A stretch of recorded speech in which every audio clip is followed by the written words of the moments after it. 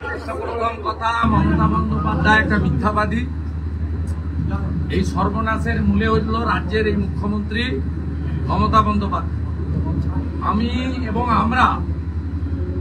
আমরা ল পড়িনি, তো আমরা ল মেকার দীর্ঘদিন। আমরা বারে বারে বলেছি রিভিউ পিটিশনটা তখনই লাই করবে যখন যোগ্য অযোগ্য তালিকা নিয়ে রাজ্য সরকার অর্থাৎ এসএসসি যাবে।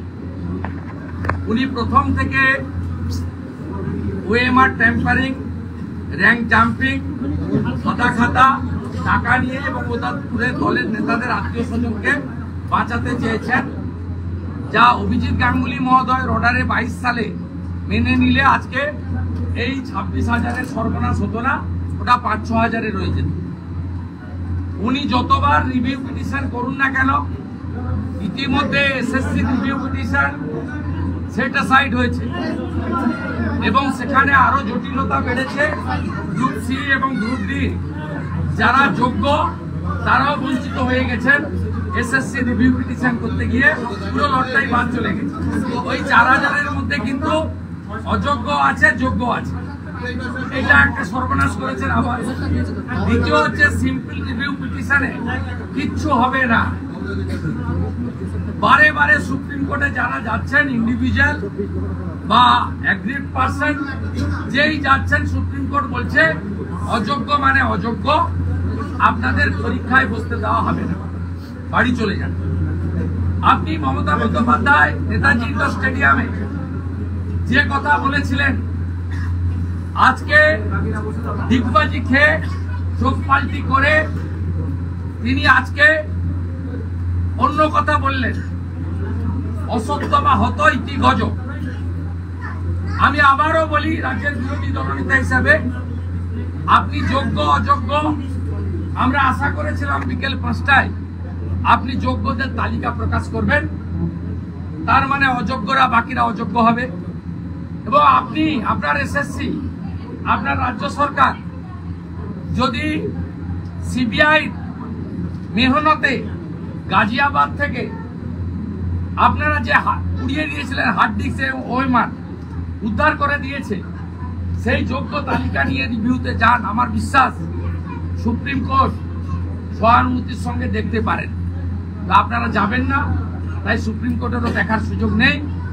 তাই অযোগ্যরা পরীক্ষায় বসতে পারবেন না, তাদের লক অ্যান্ড কি হয়ে গেল।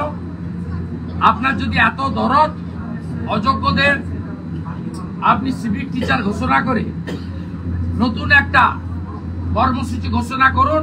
আমি আপনাকে নাম দিচ্ছি চৌর্যশ্রী। আপনি অনেক শ্রী এনেছেন, আরেকটা চৌর্যশ্রী প্রোগ্রাম এনে 25,000, 30,000, 20,000 যা দিতে চান মাসে মাসে এদেরকে দিয়ে দিন।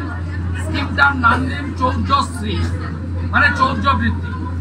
চৌর্যশ্রী নামে একটা স্কিম চালু করে দেন। আর বাকি যারা পরীক্ষায় বসতে পারবে তাদেরকেও কি পরিণতি হবে আমরা কেউ জানি না। আমরা তাদের চাকরি থাকুক চাই, কিন্তু তাদের চাকরি রাখতে গেলে এখন যে পরিস্থিতি, পরীক্ষায় তাদের বুঝতে হবে। এবং আগে ওএমআর এর খাতা বিক্রি করেছে, এবারে তৃণমূলের চোরেরা প্রশ্ন বিক্রি করবে। ও ভোটের আগে আরো কয়েকশো কোটি টাকা তুলবে 2026-এ অবৈধভাবে ভোটে জেতার জন্য। তাই এটা একটা দিক। আরেকটা মারাত্মক অপরাধ রাজ্যের মুখ্যমন্ত্রী করেছেন। পশ্চিমবঙ্গ বিধানসভায় আইন এনে রাজ্যপালের সই করে অনেক আগে, এই সরকারের আমলে নয়, অনেক আগে, আজ থেকে 20 বছর আগে, 96-97 সালে, আরো আগে, সেই সময় এসএসসি তৈরি হয়, স্কুল সার্ভিস কমিশন।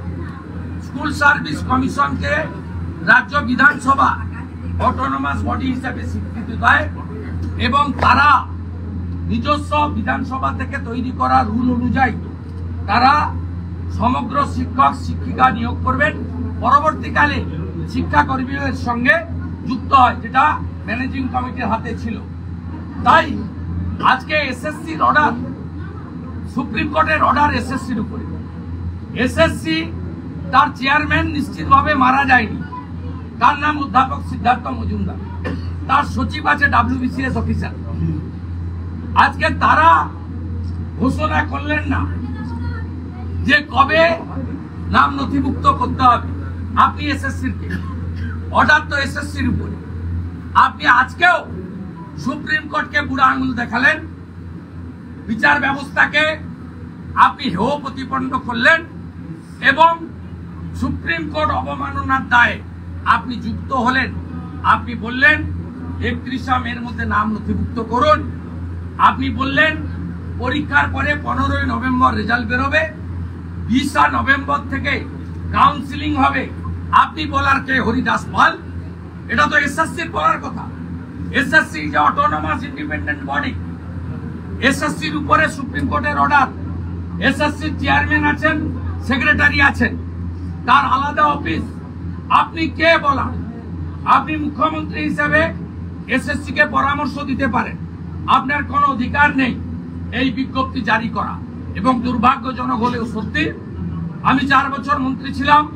আমার অভিজ্ঞতায় আমি যখন হারি এই দল বলেছি অল আর ল্যাম্প পোস্ট, একটাই পোস্ট, দ্যাট ইজ মমতা ব্যানার্জির পোস্ট, পিসির পোস্ট।